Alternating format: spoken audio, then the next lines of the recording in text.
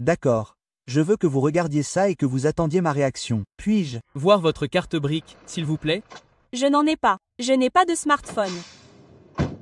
Puis-je avoir une autre pinte, s'il vous plaît? Désolé, monsieur. Votre carte brique indique que vous avez dépassé votre quota d'alcool pour cette semaine. Désolé, monsieur. Votre carte brique indique que vous avez déjà pris l'avion 2 fois cette année. Nous devons limiter les passagers dont les profils d'émission sont supérieurs à la moyenne. Désolé, j'ai bien peur que vos fonds aient été temporairement gelés. Votre récente publication sur les réseaux sociaux ne correspond pas au discours du gouvernement. Désolé, j'ai bien peur que votre carte brique indique que vous ne pouvez plus acheter de viande cette semaine dans le cadre de notre engagement à atteindre la neutralité carbone.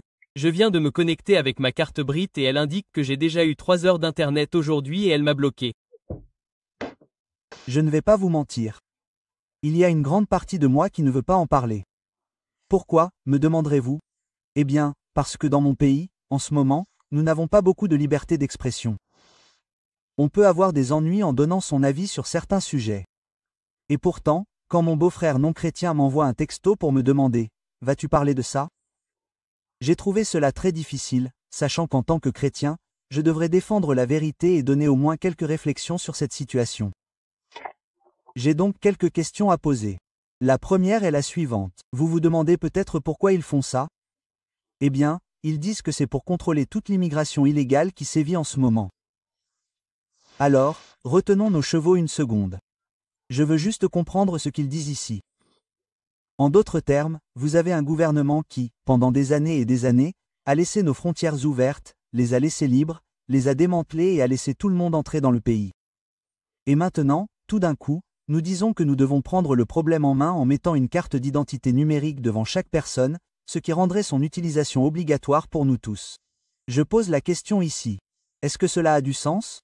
Maintenant, la prochaine chose qui me trouble vraiment, c'est ceci. Une pétition a été lancée pour tous ceux qui disaient que nous ne voulions pas que cela se fasse. Nous ne voulons pas de ces cartes d'identité numérique. Signez cette pétition. Et 2,8 millions de personnes l'ont signée.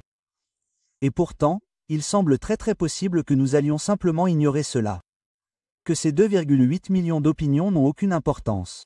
Et cela ne concerne que les personnes qui ont réussi à la signer. De nombreuses personnes à qui j'ai parlé m'ont dit « Je suis contre », mais je ne l'ai pas encore signé. Et puis, bien sûr, nous avons une population vieillissante qui n'a pas accès à Internet et qui, j'en suis sûr, dirait aussi « Je la signerais si j'y avais accès ». Alors que se passe-t-il ici? Mais je suppose que la question la plus importante que je dois poser, et je sais que certains d'entre vous qui viennent de Grande-Bretagne nous regardent en ce moment même, hochent la tête. Vous êtes d'accord avec tout ce que je dis jusqu'ici? Mais quand je mentionne cela, certains d'entre vous vont se dire « Non, je ne veux pas de ces bêtises ». Mais je vous dirai que vous, plus que quiconque, devez y prêter attention.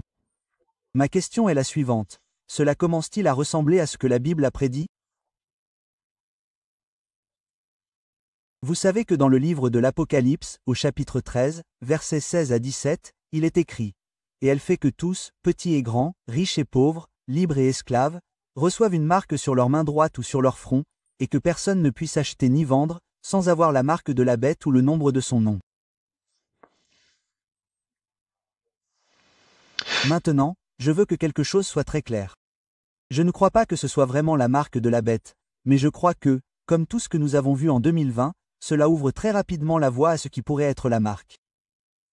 Et les gars, c'est la partie que vous devez écouter. La marque sera à la fois spirituelle et physique. Ce sera donc une allégeance spirituelle à cet homme appelé l'Antéchrist qui va mettre en place un système mondial. Ce sera une allégeance à lui et au malin lui-même. Mais ce sera aussi physique et nous ne pourrons pas faire certaines choses.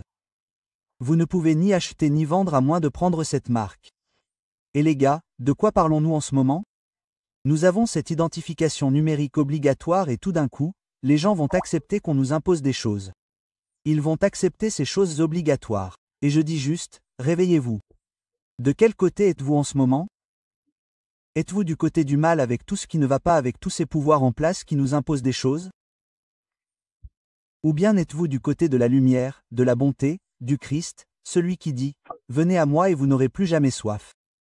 Venez à moi et je vous donnerai la vie éternelle. Venez à moi et vous serez totalement libre. » La Bible dit « Celui que le soleil libère est vraiment libre. » Et je vous le demande maintenant, êtes-vous libre?